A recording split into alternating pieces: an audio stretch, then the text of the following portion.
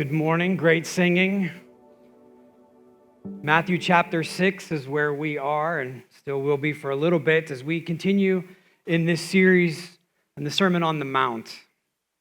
And what Jesus has been teaching in this sermon that he gave was about kingdom living. What does the kingdom of God look like? And those who have put their faith in Jesus, those who have come back to the Father, those lost children, how do the children of the King live? What does kingdom living look like for us? Because it's very different than the way the world lives. And even hearing those words will irritate a little bit because our humanness says that we want to do what we want to do when we want to do it and that we have the right to do that. But God says if we recognize him as King as he is, then we will do things his way and how he wants and on his time. We know that it's not easy, it's difficult to do because there's an enemy working against it. He exploits our natural tendencies in our flesh to make it even harder. But what we know is that if we can live according to God's way and his will, first it's right, always will be. And it's blessed. And we went through the Beatitudes at the beginning of this Sermon on the Mount. And then Jesus taught about forgiveness and revenge and vows and divorce and anger and enemies. And taught us how to pray and all of these things that the children of the King, this is the way that they will live. Jesus knows that we have choices. We have the freedom to choose. And we could choose his way or we could choose our way. And he's going to make it very clear in these verses, this text we look at today, that it can't be both, that it's going to be one or the other. The way we live is going to be his way or some other way, but we can't try to do both. So let me read you verses 19 through 24, and then we'll go back and we'll break them down. Jesus' teaching says, "Don't store up treasures here on earth where moths eat them and rust destroys them and where thieves break in and steal. Store your treasures in heaven where moths and rust cannot destroy and thieves do not break in and steal. Wherever your treasure is, there the desires of your heart will also be. Your eye is like a lamp that provides light for your body. And when your eye is healthy, your whole body is filled with light. But when your eye is unhealthy, your whole body is filled with darkness. And if the light you think you have is actually darkness, how deep that darkness is. No one can serve two masters, for you will hate one and love the other. You'll be devoted to one and despise the other. You cannot serve God and be enslaved to money." Let me pray. Father, we thank you again for this time that we can gather and worship you through song and through prayer and the giving of our tithes and our offerings. And now we ask that our ears would be open, or that your word would be spoke. Not mine, but yours. That we would go through the uncomfortable process of conviction, that we would sense your leading in our lives of the things that we should stop doing and the things that we should start doing. And then we ask you for the strength to be faithful and obedient to your way. And that the decisions we make every day, Lord, would be focused on your kingdom and you first and always, not our own. So help us to draw close to you and close to each other. We thank you for Jesus. It's in his name that we pray. Amen. So Jesus kind of gives three sets here. We see two treasures, two visions, two masters. It's one or the other. He's painting this picture of what kingdom living looks like. And choosing to live according to the King is always going to be the right choice. And it starts, if we look at verses 19 through 21, it's perspective. It's the perspective. Don't store up treasures here on earth where moths eat them and rust destroys them and where thieves break in and steal.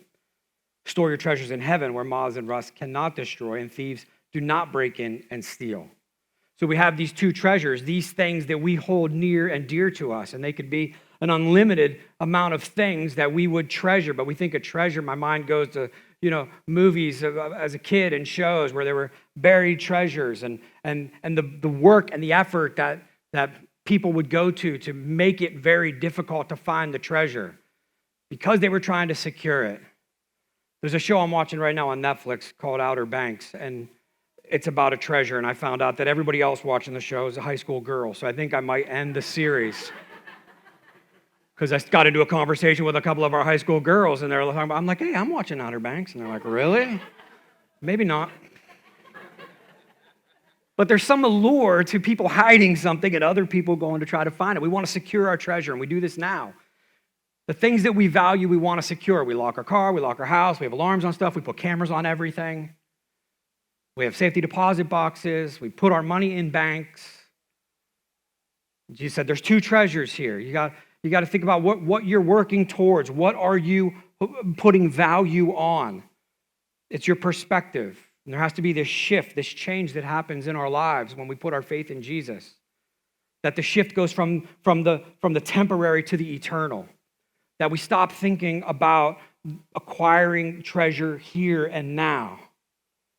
And we start to think about eternity and God's plan for that. And the things that we do now can be paid out to there. That we will get those rewards, that treasure at some other point when God calls us home and out of this life. But until then, we're battling really with ourselves, and the enemy's going to exploit this.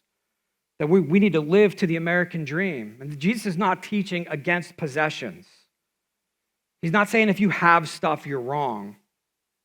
There's two sides to this where it can really be taken out of context. Prosperity gospel people will say that if you have found favor with God, then you will have stuff. And people who have stuff have favor with God. Then the alternative would be true. The people who don't have stuff don't have favor with God. They're not living a life that's pleasing to him. Because if they were, then they would have stuff.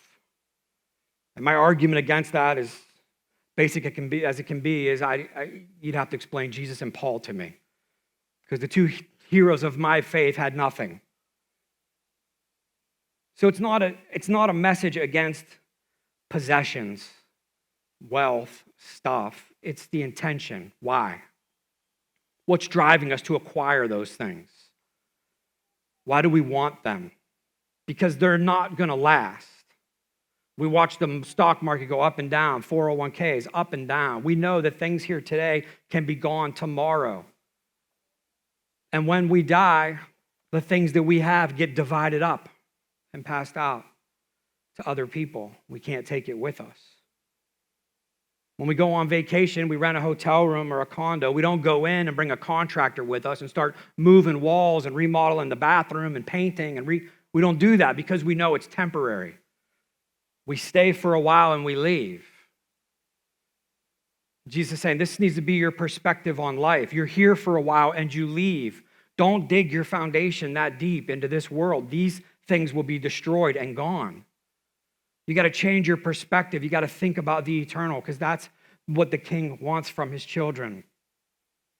To have this kingdom perspective, this eternal perspective. It will change the way we live. It helps us decide what we need to do just in the day-to-day. But the enemy exploits this, and he says, no. Your value, your treasure needs to be in stuff. And what he does, he tries to replace things that only God can give and convince us, because he's the father of lies, that these things can do that. And this is where we need to invest. And we see this with our identity, that our identity is tied to our things, whether we intend it to be or not. But we immediately think about certain people when we find out where they live. What area do they live in? What neighborhood is that? What kind of car do they drive? What kind of watch are they wearing? Think about the clothes that we buy. Why buy the brand that we buy? We're saying something. It's about our identity. The enemy says your identity is tied to your stuff. It's who you are. You are what you have, and you need more. This is where your value is. This is where your worth is. It's in these things. Keep climbing the ladder. Get to the top. You got to keep advancing. Your car is new, but there's a newer one. Get the newer one. It's better. It's got more to it. You deserve this. But if our faith is in Jesus, our identity is in him, we're a child of God. The things that we have don't define who we are. The enemy also will take our stuff and say, this is your source of joy. That if you want to be happy, you just need more stuff. Happiness is so close. You're right there. It's one more thing. I read an interview that somebody had done with one of the richest people in the world, and they said, how much more money do you need? And they said, $1 more. Because that cycle will never change. It will always be $1 more. And the enemy gets us to chase things and stuff to bring us joy, and they never will. Because joy comes from the Father. It's a fruit of the Spirit. He produces it. He gives it. Anything else is a counterfeit, and it won't work or last. But the enemy says you got to keep going. You just need more. You just need a little bigger. You just need a little newer. And then he ties it to our security, that our security is in our own hands, that we can't trust anybody or anything. The economy goes up and down. Companies come and go. Like, if we're going to take care of ourselves, it's on us. And this is our security. And this isn't a message. Jesus isn't telling us that we shouldn't plan for the future and we shouldn't have a retirement account. We shouldn't have a rainy day fund. And we shouldn't do those things. He's not saying that. He's saying, what's motivating you to do what you do? Is it just to have more? Why do you want more? Is it your identity? You think it's going to bring you happiness? Or this is your security? Because God says, trust me. The next 9 verses really are talking about the anxiety and the worry that come from us thinking about tomorrow and the what ifs. Jared will be teaching on that next week. But the enemy says, no, your security is in your stuff. You just need more stuff. Because when things go bad, you'll have it. And you'll be taken care of. When really we should be relying completely on God. And not our things. He says, wherever your treasure is, there the desires of your heart will also be. If we want to know what we really love, where our heart really is, we just look at the things that we sacrifice for. Because we sacrifice for the things that we love. We won't sacrifice for things that we don't love. But the things that will make concessions, will disrupt our agenda, our plans, the things that we will move money for and towards are the things that we love. Because where our treasure is, there our heart is. They can't be in separate places. Where we find our treasure, we find our heart. We're not talking about the physical organ here. Jesus is giving us a biology lesson. He's talking about that symbol of our inner being, what's driving our passions, our desires, our heart. And where our treasure is, that's where our heart is. It doesn't matter what we say. We can say our heart is here. Doesn't matter what we think. We can think our heart is here. Just find your treasure, you'll find your heart. So we have 2 treasures. We have to decide it's one or the other. We could invest in the things of this earth which are temporary and will be gone. There's nothing secure here. Or we can invest our lives into building a portfolio in heaven, which cannot be destroyed and is secure and will last forever. It's one or the other, and it comes down to perspective, shifting away from our tendency to think about the here and the now and to think about what God is doing in the future, where our hope is. And then in verse 22, he moves on. He says, your eye is like a lamp that provides light for your body. When your eye is healthy, your whole body is filled with light. But when your eye is unhealthy, your whole body is filled with darkness. And if the light you think you have is actually darkness, how deep that darkness is. So we have this perspective we have to get right. Now he's talking about clarity. He's talking about vision. That we're seeing things clearly. Because it's easy in this life to have our vision blurred, to have it skewed, to have double vision. Some of us, we probably wouldn't define it that way, but if we thought about it, our lives are lived with double vision. We're trying to focus on 2 things at the same time, and that will never work. So he said, you have to have the right clarity, and he's talking about our eyes. Again, not the organ. Jewish people believed that the eye was the doorway to the soul, and that's how light entered our body. And we know in the Bible, when we're talking about light and darkness, we're talking about good and evil. And light, the good, getting into our innermost being, into our soul. And he says, the eye is the lamp that provides light for your body. When your eye is healthy, your whole body is filled with light. When your eyes are working, your spiritual eye is working the way it should, then you're being filled with the goodness of God. You're seeing the light, and that light, what does it do? It exposes the things in the dark. We have clarity. We have focus. We focus on Jesus. But when we don't do this, when our eye is not healthy, because we're not making the right decisions, we're resisting God, we're pushing against him, we're not doing the things he's asked us to do, then the eye is unhealthy. And he says your whole body is filled with darkness. And for me, the scariest part of this verse is, and if the light you think you have is actually darkness, how deep that darkness is. That there are people who are in the dark, have no reality, have no conception of how deep the darkness is that they live in because they think it's light. That's how unhealthy their eye is.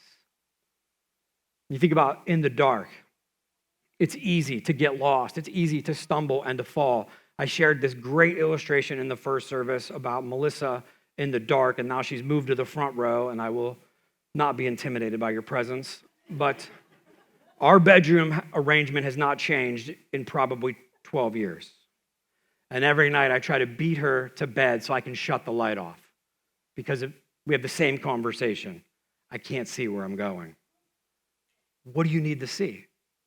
Nothing has changed. Nothing has moved. You just got to go around the bed. Just walk around the bed. You're fine. I have to turn the light on every time.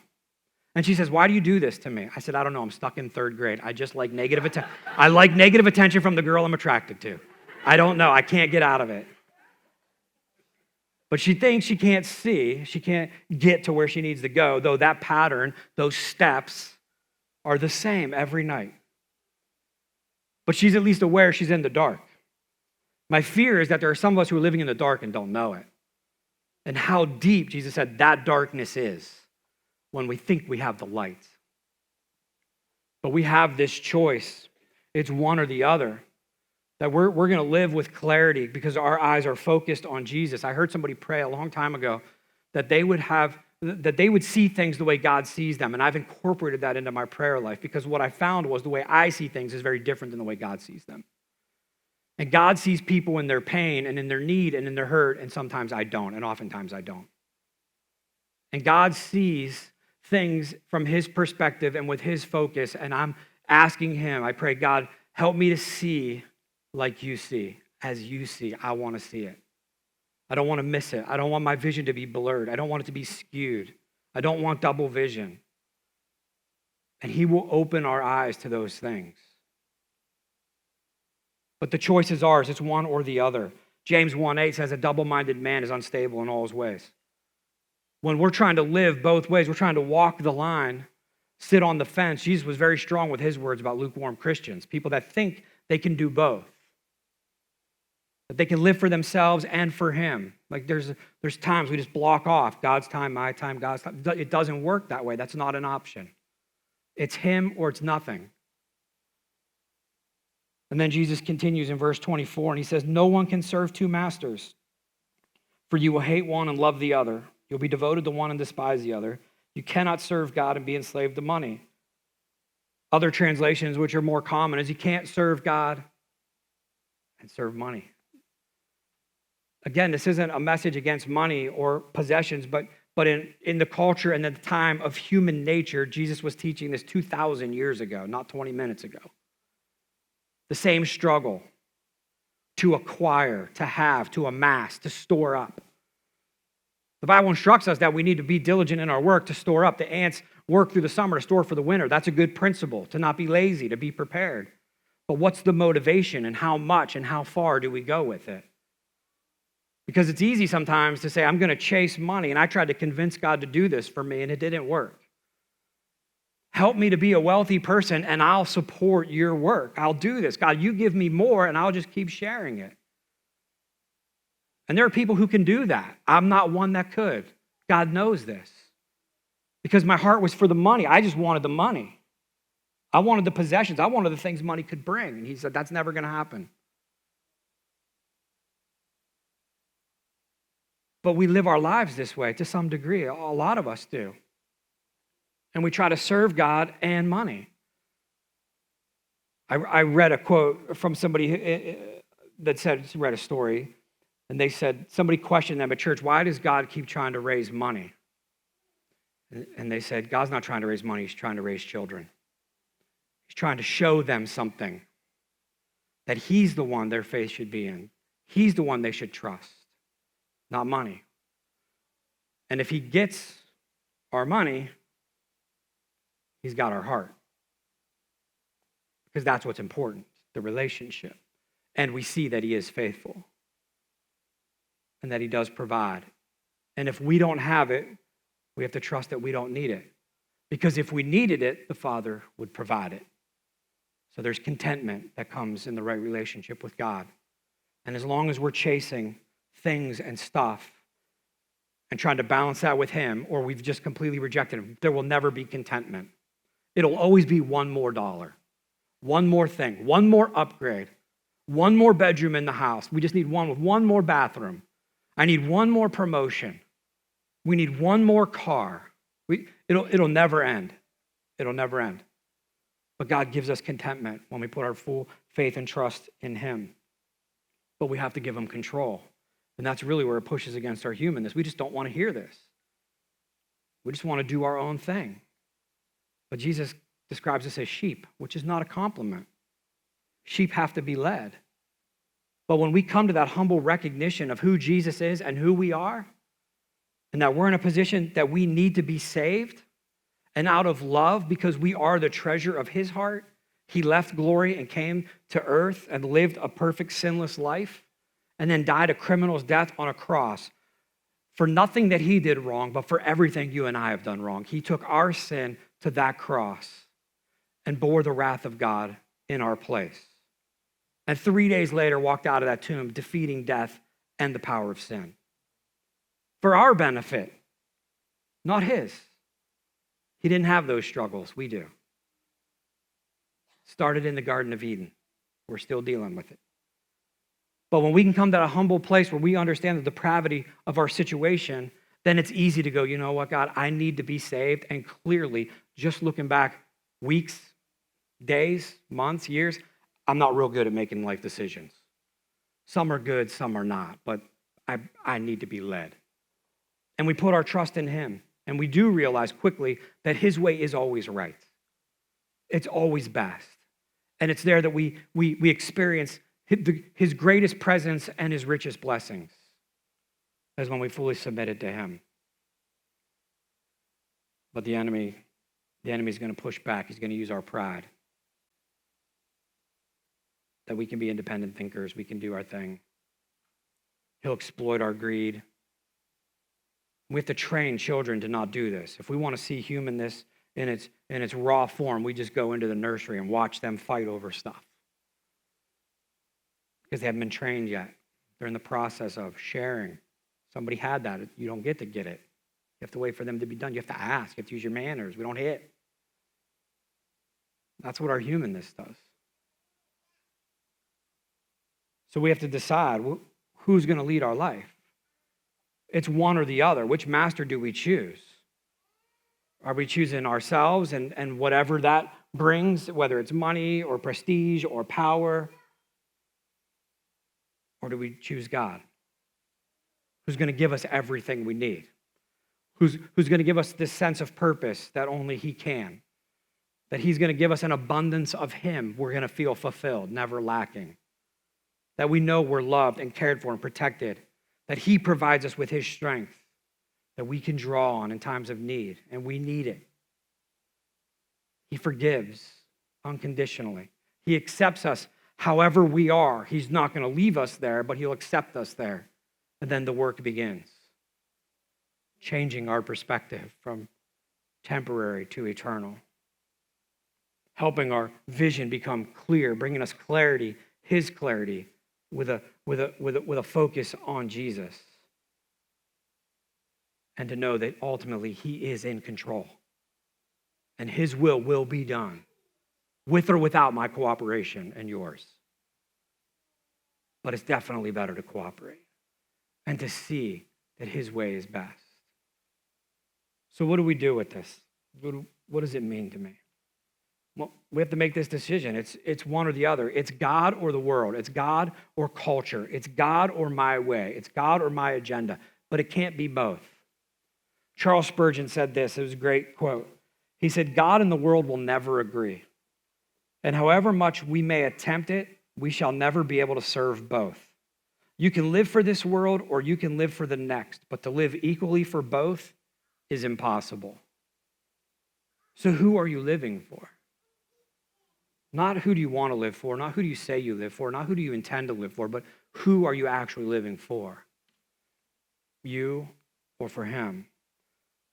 Because you will live for what you love, you will sacrifice for what you love, and what you love will determine where your heart is.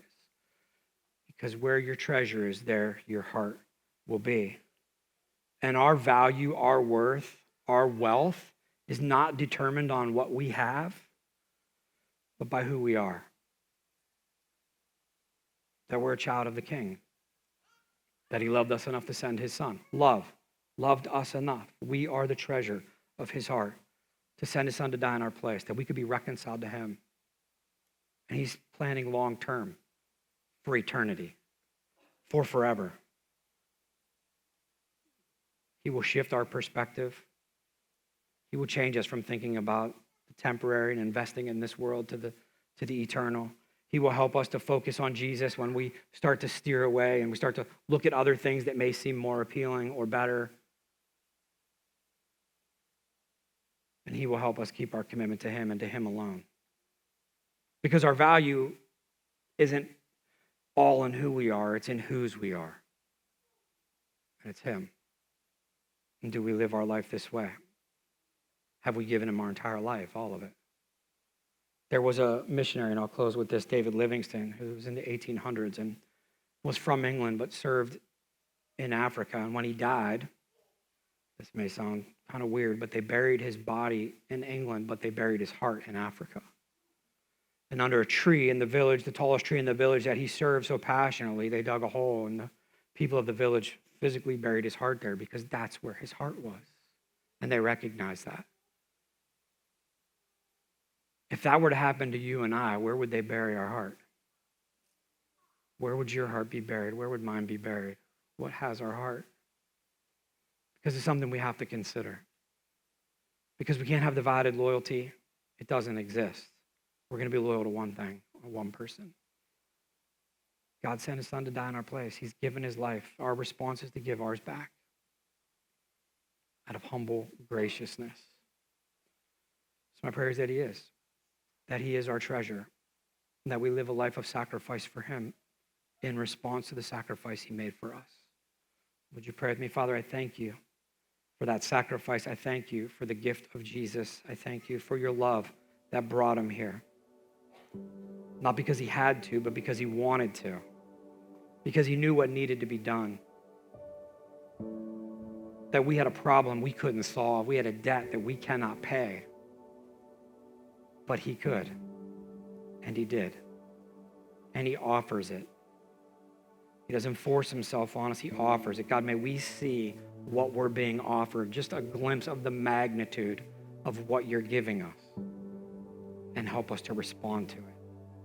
That we would put not only this life, but eternity in your hands, trusting that Jesus is the way, the truth, and the life. That you have a plan and a purpose for us now, that you can help us break, God, the bondage of our sin, that we'd be able to discern your truth from the lies of the enemy, that we would see things with an eternal perspective, that we would have clarity in our vision, that we would stay focused on Jesus, and that we would not waver in our commitment and our devotion to you. You have not done that to us. So help us to stay strong as we walk in this life and in this world that's constantly attacking. May we draw our strength from you and be victorious because of Jesus. It's in his name that I pray. Amen.